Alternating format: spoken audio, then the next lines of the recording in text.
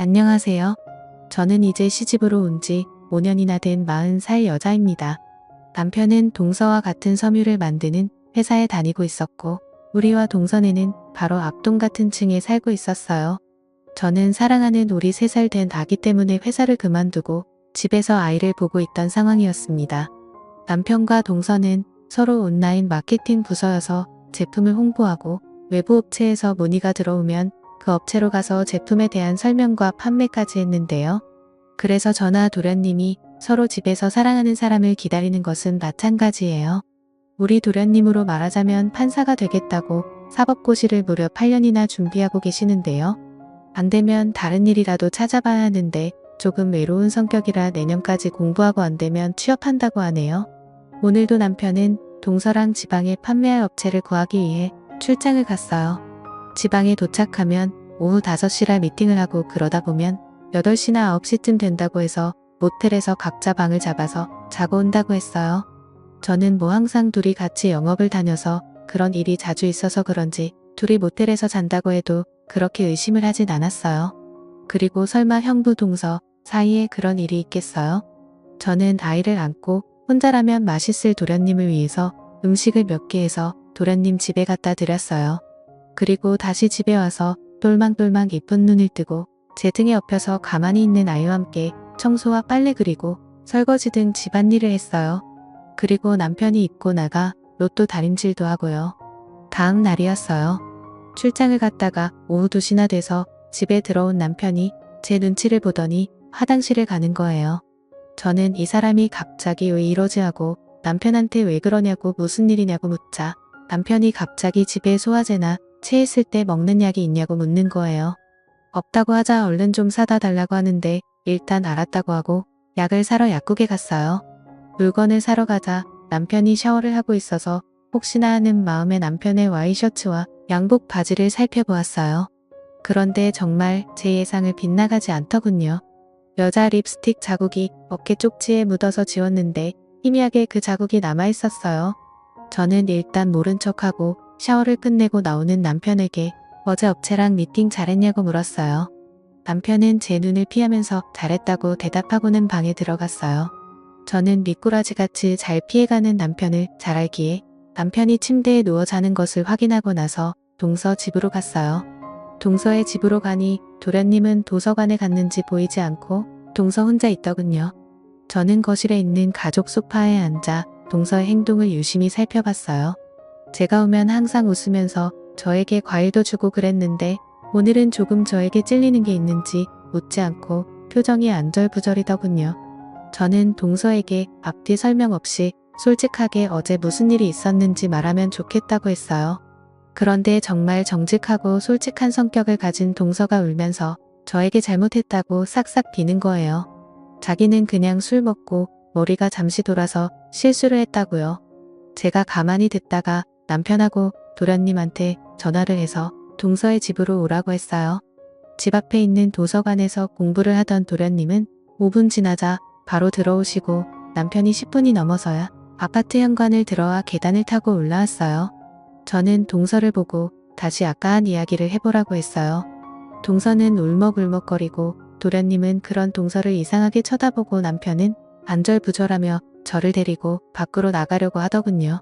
저는 그런 남편의 얼굴에 정확히 뺨을 때렸어요.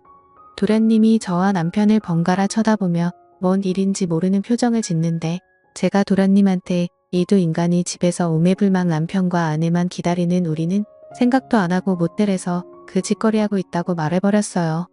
도련님은 동서를 데리고 안방으로 가고 거실에는 저와 남편만이 남았어요. 저는 남편에게 결혼한 지 몇 년이 지났다고 그것도 같은 식구들끼리 바람을 피냐고 하자 남편은 잘못했다고 입이 10개라도 할 말이 없다고 했어요. 안방에서는 도련님이 동서에게 큰 소리로 뭐라고 하고 나서 문을 열고 나와 자기 형인 제 남편의 멱살을 잡더군요. 그리고는 내가 몇 년 동안 집에서 썩어가면서 공부하는 게 내가 등신처럼 보여서 그런 짓거리를 했냐며 누가 말릴 틈도 없이 주먹을 휘둘렀어요. 저는 일단 도련님의 집에서 나와 제 집으로 가서 남편 회사에 전화를 했어요.